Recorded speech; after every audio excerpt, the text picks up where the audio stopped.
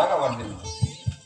నీ యొక్క నామము, నీ పట్టణము, నీ తండ్రి పేరు, నీ సవిస్తారము తెలియజేయము. నా యొక్క తండ్రి గారైన అయోధ్యపురి పరిపాలించేవారు దశరథ మహారాజు గారి ప్రథమ పుత్రుడు నేను. నీ యొక్క పట్టణము అయోధ్యాపురి పట్టణము. అవును మీ యొక్క తండ్రి పేరు దశరథ మహారాజు. అవును. మహారాజా, నీకు ఇంకా అన్నతమ్ములు? నాకు భరత లక్ష్మణ క్షత్రాగ్యులను ముగ్గురు సోదరులు కలరు.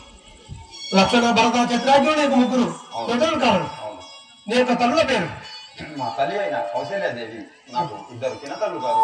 వారి యొక్క నామము? వారి యొక్క నామం కైక సుమిత్ర అయింది. ఇక సుమిత్రాని యొక్క పినతల్లులు. అవును. మహారాజా, ఎచ్చరిపోతున్నావు. మేము ఇప్పుడు మా రాజ్యం మంది పరిపాలన జరుగుతుందో తిరిగి వచ్చేటప్పుడు అలాగే ఏం చేయడు.